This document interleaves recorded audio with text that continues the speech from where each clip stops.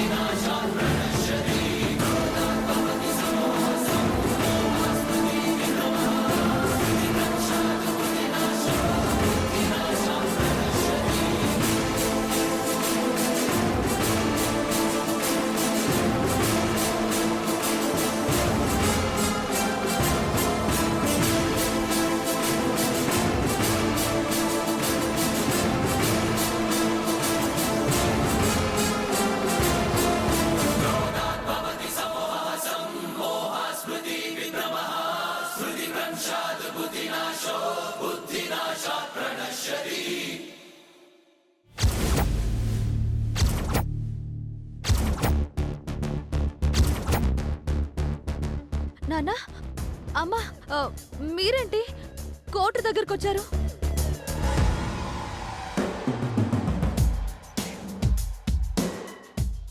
అది ఆయనకితో పనుంటే కోర్టుకొచ్చారు.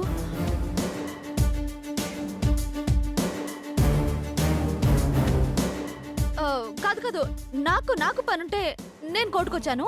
కాదు, మేమిద్దరం కలిసే వచ్చాము. ఆపమ్మా, నాకు తెలుసు. తెలిసిపోయింది, మొత్తం తెలిసిపోయింది.